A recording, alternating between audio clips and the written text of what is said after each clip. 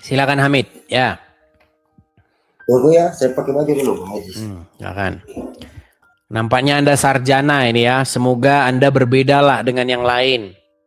Walaupun kata Bang Iwan Fals, sarjana begini banyaklah di negeri ini. Tiada bedanya dengan roti. Bercerita temanku tentang kawan temannya. Ya silakan. Bang, kalau bisa itu jangan, itu ada lampu Bang. Kalau bisa, Abang itu lampu itu menyorot ke wajah Anda, jangan ke wajah saya. Nah, gini kan cakep. Silakan Bang. Saya tanya dulu ya, Anda Muslim ya? Gimana Bang Edis? Muslim ya Anda ya? Bang Edis. Ditanya gini nggak dengar. Bang, Abang Muslim. Suara jelas? Ya ini repot ini. Kalau saya ngomong Anda nggak dengar, ini gimana kita mau diskusi? Bang, apakah Anda seorang Muslim? Ya, saya Muslim. Nah, silakan Bang. Apa yang Anda utarakan? Silakan. Baik, Bang Edis, saya mau nanya nih. Menurut pandangan Bang Edis ini, Bang Edis anut ini agama yang memang diajarkan oleh apa Tuhan yang Bang Edis percaya apa enggak itu? Iya dong, tentu. Ya, betul kan? Sedangkan dalam pandangan Islam itu, kalau tidak ada namanya agama Kristen tapi agama Nasrani, kaum Nasrani. Nah, itu bagaimana menurut pandangan Bang Edis? Baik. Jadi begini Bang, kalau kita membaca Al-Quran, ya kalau kita membaca Al-Quran maupun kita membaca hadis, sumber-sumber literasi Islam, memang kita tidak menemukan di situ kata Kristen Bang. Ya. Orang-orang Arab menyebut Kristen itu dengan sebutan kaum Masihin. Begitu. Jadi Kristen itu Bang, itu bahasa Yunani daripada Masihin. Masih itu. Jadi kita ambil peristiwa dari asal usulnya. Gini. Jadi orang Yahudi atau orang Israel ya, dalam bahasa mereka, bahasa Ibrani, ada dikenal istilah Hamasyiah. Ha itu kata sandang. Dia kalau bahasa Indonesianya itu kayak sang begitu, atau kalau bahasa Inggrisnya itu the begitu. Kalau bahasa Arabnya itu al begitu. Jadi kalau misalnya kalau kan bulan, kalau kita bilang bulan apa? Bulan kan banyak, ada bulan kalender, ada. Tapi kalau kita bilang sang bulan berarti sudah bulan tertentu. Sama kayak bahasa Inggris, kalau kita bilang the moon berarti bulan yang itu udah tertuju bulannya, seperti itu. Ya. Nah, jadi di dalam bahasa Ibrani juga ada kata Hamasyiah, sang Mesias, Mesias yang itu. Karena banyak Mesias. Mesias itu ada banyak. Orang-orang yang setiap orang yang dituangkan minyak ke kepalanya, dilantik, itu disebut Mesias. Tetapi kalau sang Mesias itu sudah merujuk kepada sang Mesias yang satu-satunya, yaitu Yesus.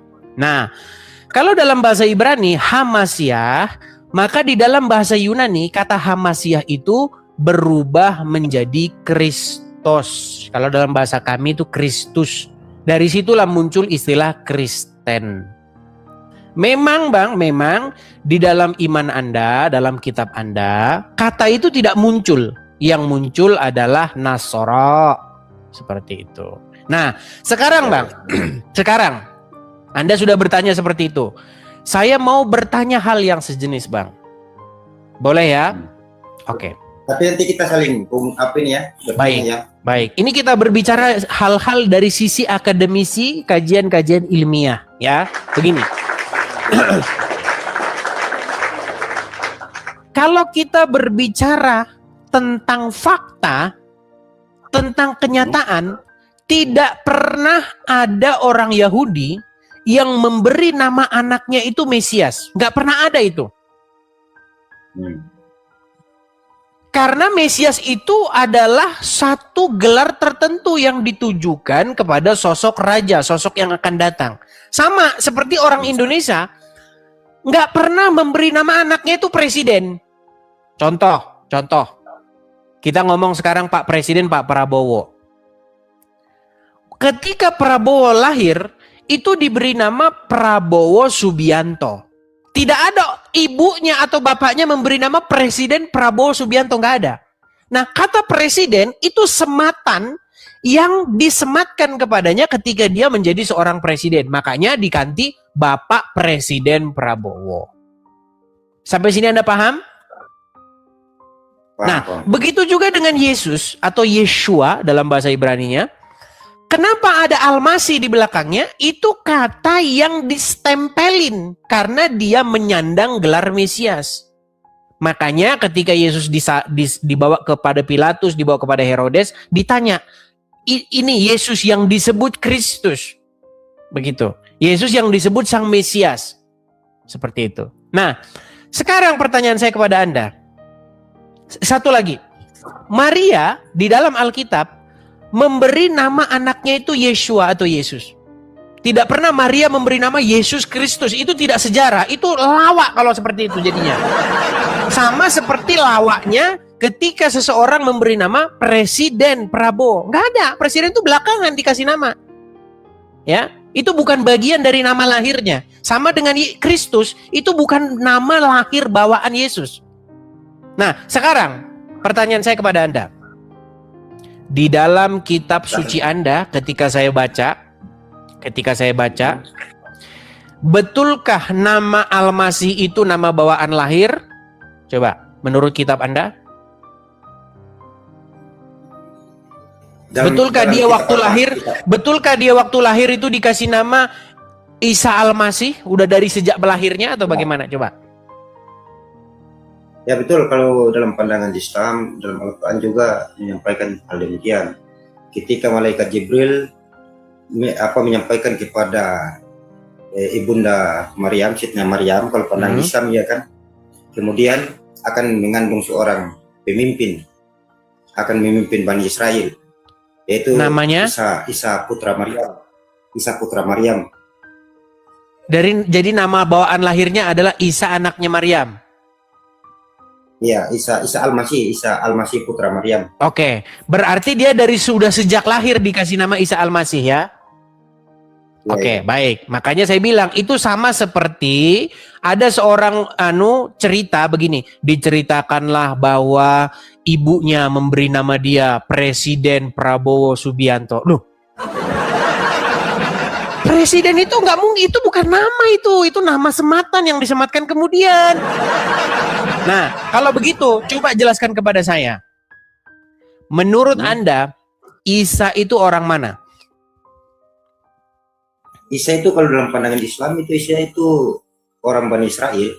Oke, seorang Bani Israel tentu saja namanya mencerminkan kebudayaan, kebiasaan mereka, setuju? Sama seperti orang Jawa, kebiasaannya mereka itu memberi nama Sujono, Joko, Susmito, ya kan seperti itu.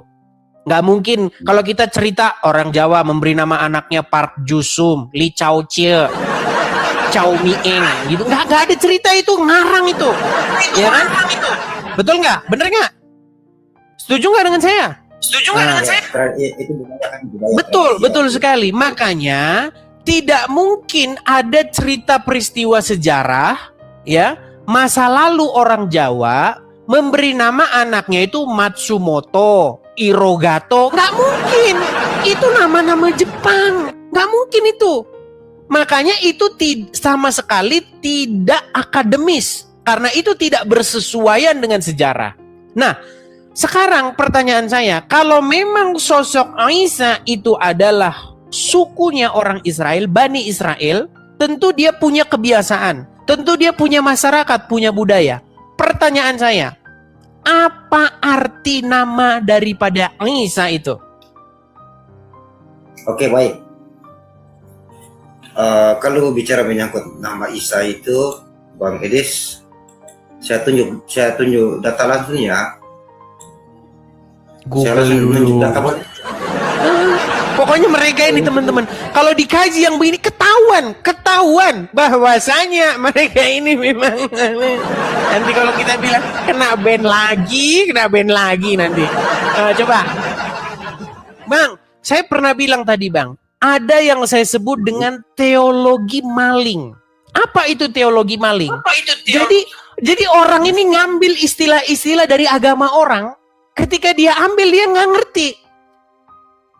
Ada seorang pencuri, dia masuk ke ruangan tertentu. Dia ambil chip. Iya kan? Dia ambil begini.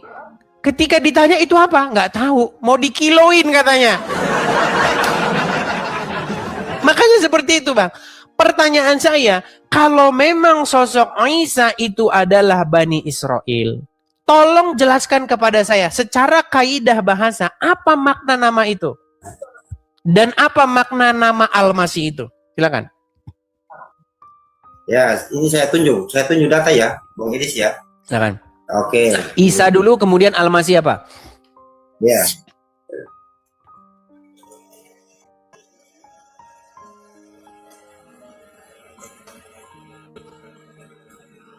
Tunggu ya, Bang Idis, saya kasih. Tunggu. Bingung ya. Dari bulan-bulan. Apa ini bulan? Nggak ngerti dari mana datangnya. Terus dari namanya juga ini dari orang lain. Nih apa? Coba silakan. Meninggal dia. Coba jelaskan apa arti nama Isa? Pakai ain itu ya. Isa apa artinya? Ini nih saya tunjuk. Pakai bahasa Aram, kalau biasa Isa itu pakai bahasa Aram. Aram bahasa Aram. Tahu bahasa Aram enggak? Iya, betul. Yesus memang berbahasa Aram. Betul. Yesus dan murid-murid dalam kesehariannya, bahkan seluruh orang Israel pada zaman abad pertama itu mereka berbahasa Aram. Bahasa Ibrani itu hanya digunakan di sinagog aja. Tidak digunakan dalam bahasa sehari-hari. Dengar tuh, Bang Edis. Ya, hidupin dulu kameranya, Bang. Kamera nyalain dulu, kamera. Oh, sorry, saya sudah kasih ini nih. Kalau Al-Masih, ini saya kasih biru dulu. Isa dulu, Bang. Satu-satu. Isa dulu, Isa. Oh, Isa dulu.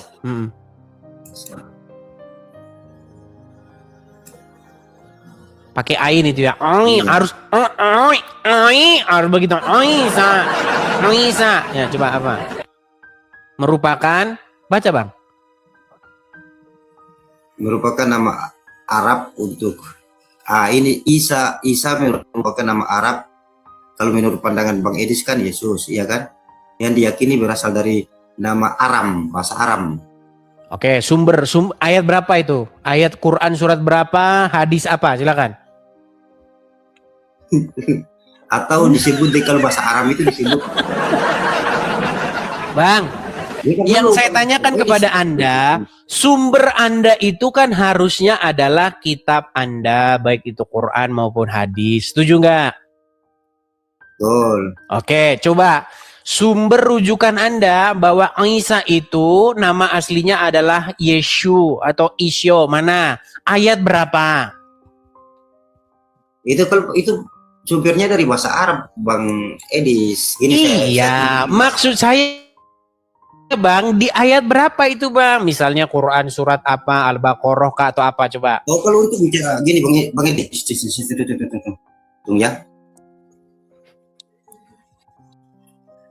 Main seret mereka kalau ngomong kayak begini.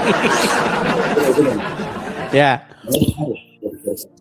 Bang Edis, kalau bicara menyangkut dengan kata arti Isa dalam Al-Quran itu berbicara wahyu. Kalau untuk kosakata aja itu iya.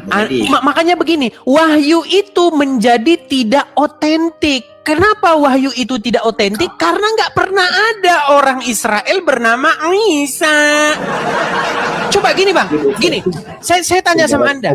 Gini, menurut Anda ini orisinalnya ya, sebelum ada interaksi, sebelum ada ini, kira-kira, Bang, pada abad contoh pada tahun 1700 sekian, ada seseorang di Jawa Timur, seorang ibu Jawa, bapak Jawa, memberikan nama anaknya, dikasih nama anaknya itu misalnya Park Jusum.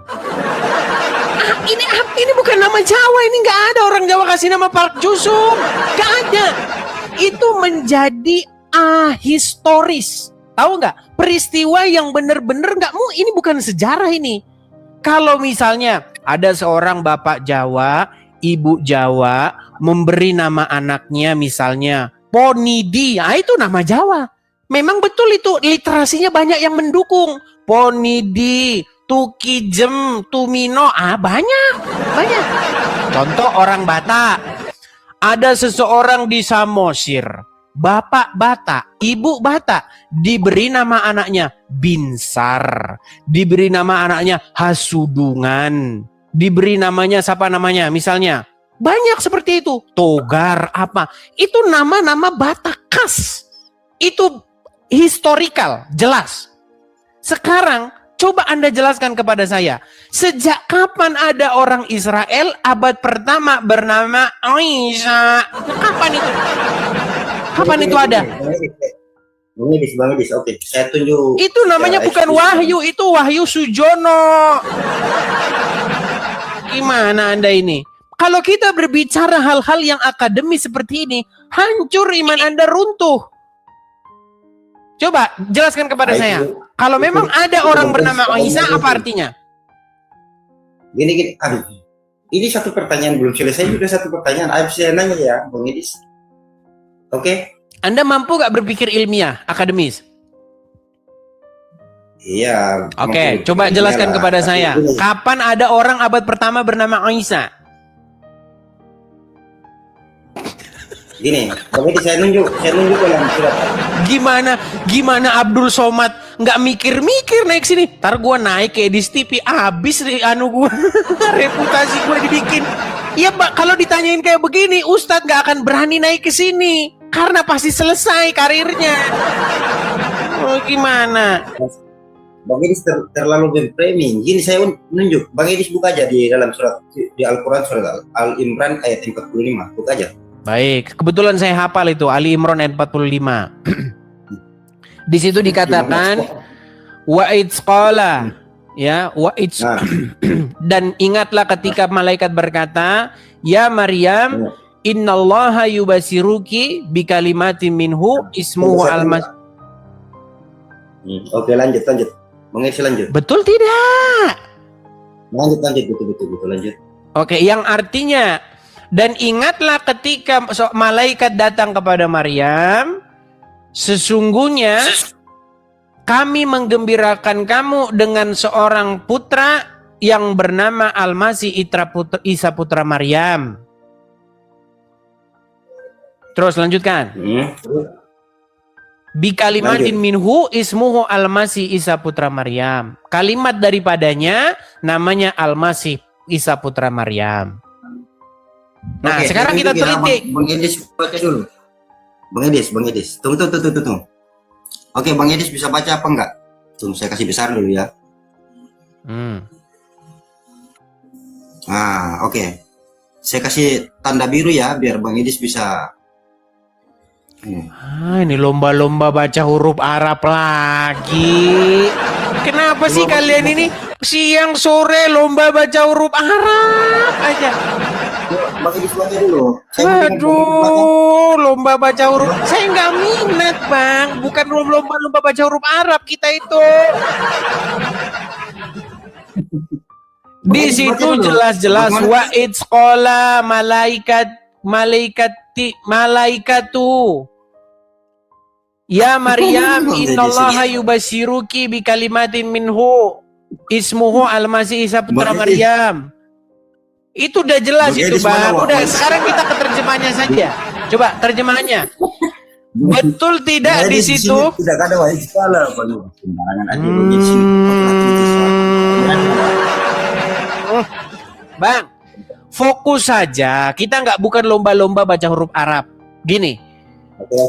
Betul tidak di situ malaikat itu datang kepada Maryam berkata, Sesungguhnya Allah menggembirakan kamu dengan sebuah kalimat darinya. Dan sebuah kalimat dari. Betul nggak? Terus? Apa maksudnya dengan sebuah kalimat darinya? Namanya Al-Masih. Ya, Coba Anda baca dulu di situ. Coba Anda baca di situ. Coba Anda baca di situ. Saya baca ya, Bang Edis ya. Bang Edis baca surat Al-Imran ayat 45 itu tidak ada wa iskala, Bang Edis itu. Ya sudah baca terjemahannya. Iskala. Nah, terjemahan aja ya. Ya. Ingatlah ketika para malaikat berkata, wahai Maryam, sesungguhnya Allah telah menyampaikan kabar gembira kepadamu. Berarti tadi yang Stop dulu. Sebentar Pak. Lanjut. Stop dulu. Para malaikat, berarti banyak malaikat di situ?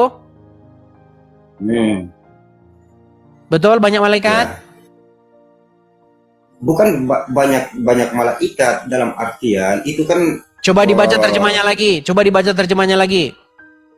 Ya. Ingatlah ketika para malaikat ya betul. Para malaikat, berarti banyak malaikat yang datang kepada Maryam.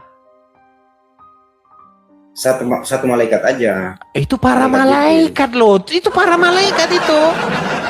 Yang benar yang mana? Satu malaikat atau para malaikat? Satu malaikat. Kalau para berarti satu atau banyak? Ya dalam konteks bahasa Indonesia. Kalau bahasa Indonesia kata para itu berarti banyak orang. Iya kan? Apa bedanya malaika dengan malaikat? Bagaimana? Aduh, gimana Abdul Somad? Apakah Anda mendengar ini?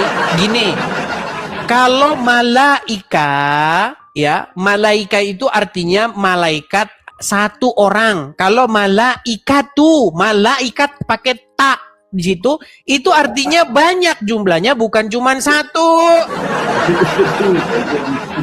Waduh, Anda harus saya ajarkan nahwu shorof ini kalau begini nih. Oke, lanjutin, nggak apa-apa. Jangan fokus ke situ. Kalau ke situ nanti meninggal kamu. Coba terus. Nah, gini saya bantah dulu Bang Edis.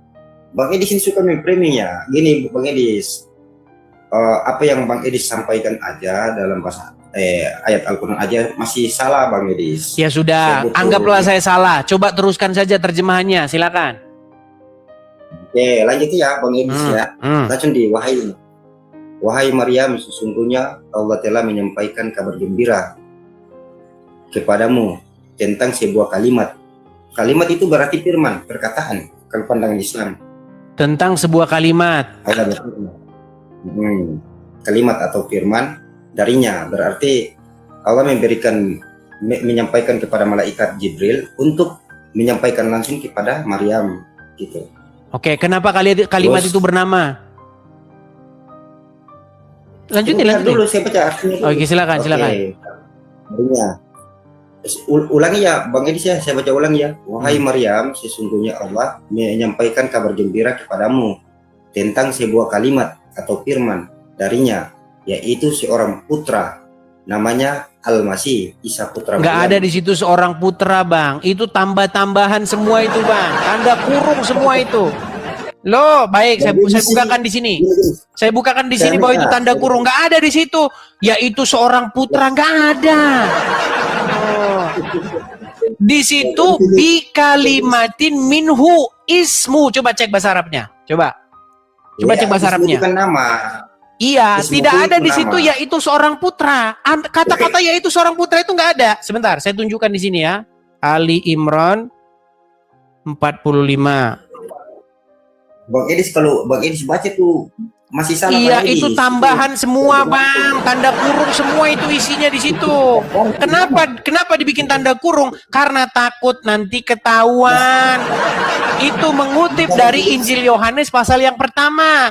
Pada mulanya adalah firman, firman itu bersama-sama dengan Allah dan firman itu adalah Allah. Darul di ayat ke-14-nya, firman itu telah menjadi manusia. Nah, manusia itu yang diberi nama Yesus. Bukan firman dikasih nama Yesus. Gimana? Nih, saya balikin. Balik. Saya balikin dulu kamera saya, biar Anda lihat nih. Ya. Luar biasa dia ini. Tidak percaya dia bahwasanya itu tanda kurung semua. Tanda kurung. Lihat nih. Kelihatan ya? Bentar, ini kayaknya terlalu terang ya. Oke. Oke. Ingatlah, ini tanda kurung ya. Betul? Ketika malaikat, di sini satu orang nih. Satu di sini malaikatnya. Sementara di tempat Anda para. Ini polemik ini sampai sekarang nggak kelar-kelar ini. Saya pernah mengangkat isu ini. Ada sesama ustadz itu berantem gara-gara ini. Yang satu bilang malaikat, ya. Yang satu bilang para malaikat, ya. Ini belum kelar sampai hari ini. Makanya jangan bilang. Oke. Ingatlah ketika malaikat berkata, "Hai Maryam," ya. Isqalatil malaikatu ya Maryam. Oke. Innallaha sebentar. Tenang. Ya. Ya Maryam. Wahai Maryam. Ya. Sesungguhnya Allah menggembirakan kamu. Nah, ini dalam tanda kurung nih. Dengan kelahiran seorang putra. Nggak ada ini. Jadi aslinya ayat itu berbunyi begini. Ketika malaikat berkata, "Hai Maryam, sesungguhnya Allah menggembirakan kamu dengan kalimat darinya namanya Al-Masih Isa putra Maryam, seorang yang terkemuka di dunia dan di akhirat dan termasuk orang-orang yang didekatkan." Jadi kalau misalnya kita buang semua tanda kurung,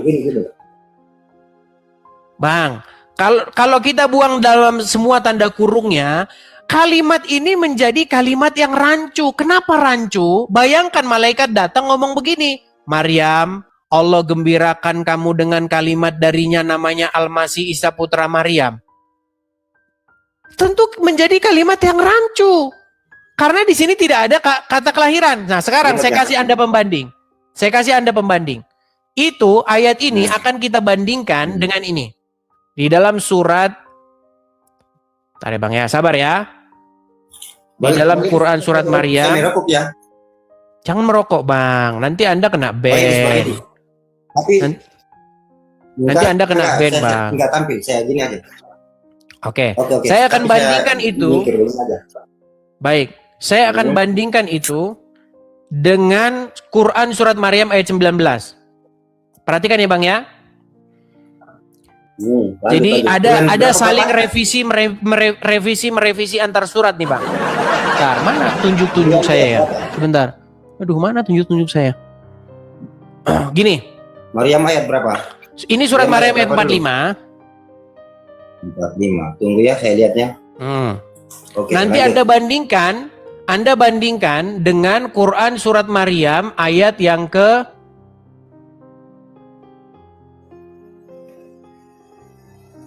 Quran surat Maryam ayat 19. Maryam ayat 19 ya. Oke. Di sini yang datang kepada Maryam malaikat, betul? Betul. Di kitab di terjemahan Anda para malaikat, betul? Ya, ini mungkin dari ini yang salah ketik aja di sini. Salah ketik. Enggak apa-apa, baik.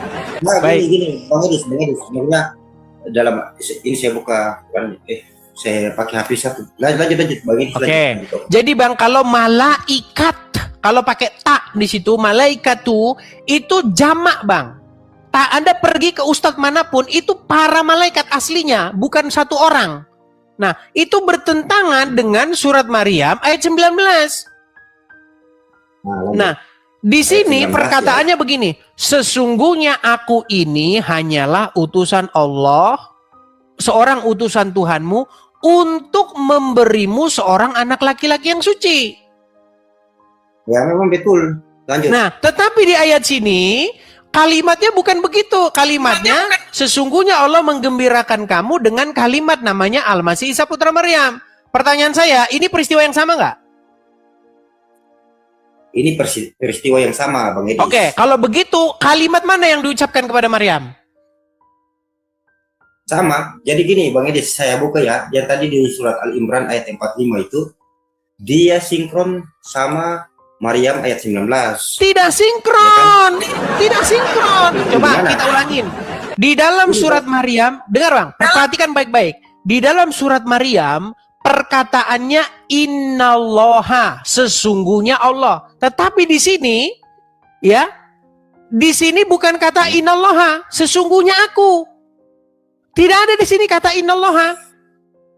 Lu kok malah ketawa?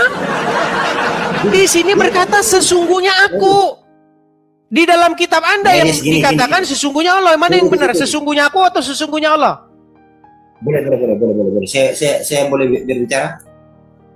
Saya Ya, silakan. boleh berbicara apa enggak? Yang benar Oke, sesungguhnya baik. aku atau sesungguhnya Allah? Ya, oke, baik. Saya sampaikan ya. Dalam surat Maryam ayat 19 ini malaikat Jibril menyampaikan kepada Sidna Maryam atau Maryam. Iya, kata-kata Bahwa yang diucapkan dia sesungguhnya aku atau sesungguhnya Allah, mana yang benar? Sesungguhnya aku itu maksudnya. Oke, di sini dalam surat Maryam 19 sesungguhnya aku.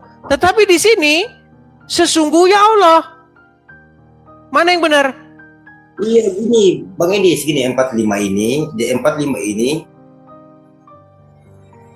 ini menunjukkan bahwa malaikat Jibril menyampaikan kepada Sidna Maryam bahwa akan nanti malaikat Jibril menyampaikan sesuai firman yang memang Ngerti saya Bang, ngerti. Cuman kata-kata yang diucapkan kepada Maryam itu innallaha, sesungguhnya Allah, atau sesungguhnya aku. Yang mana yang benar? Gini Bang Edi, kalau di Mumet. surat ini, Bukan kalimatnya. Kita nggak berbicara mengenai ngapain. Di dalam surat Maryam yang datang itu seorang manusia. Dia menjelma menjadi manusia. Nih, saya kasih tunjuk sama Anda. Nih ya. itu Dia betul. menjelma, Betul. di dalam itu Lanjut. tidak menjelma. Nih, sebentar ya. Betul. Terus lanjut. Sabar. Nih, Maryam, sebentar nih. Kita mulai dari ayat 16 nih ya. Maka ia mengadakan tabir yang melindunginya. Lalu kami mengutus ruh kami kepadanya. Maka ia menjelma di hadapannya dalam bentuk manusia yang sempurna. Jadi sudah menjelma jadi betul. manusia. Jadi yang dilihat Maryam itu bukan betul. malaikat tapi manusia. Nah, dia berkata, Maryam berkata, sesungguhnya aku berlindung kepadamu dari Tuhan yang Maha Pemurah jika kamu seorang yang bertakwa. Betul? Lalu dikatakan, ia Jibril berkata, sesungguhnya aku ini hanyalah utusan dari Tuhanmu untuk memberimu seorang anak laki-laki yang suci.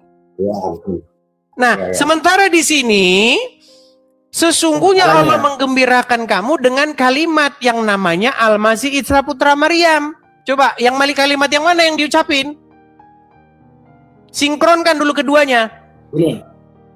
Ya, ini saya sinkron ya tadi itu 45 tunggu. Al-Imran ayat 45 dulu. Ayat Al-Imran ayat 45 itu malaikat Jibril menyampaikan kepada Maryam, ya kan, bahwa Allah mengutus dia. Sinkron sama surat Maryam ayat 19. Iya, ngerti saya Bang, ngerti. Cuman kata-kata yang diucapkan itu sesungguhnya Allah atau sesungguhnya aku. Kalau di dalam versi surat Maryam 45, di situ innallaha, sesungguhnya Allah. Sedangkan di dalam Quran surat Maryam ayat yang ke-19 bukan innallaha, tapi innama, sesungguhnya saya. Yang mana yang benar? Juga itu benar Bang Idris. Gini. Sedangkan di surat Maryam ayat 19 itu malaikat Jibril mengatakan kepada Maryam bahwa dia adalah utusan. Udah tidur sana Bang, tidur sana Bang, tidur sana. Memang kalau udah kita tanya mereka udah meninggal langsung kok. Gimana?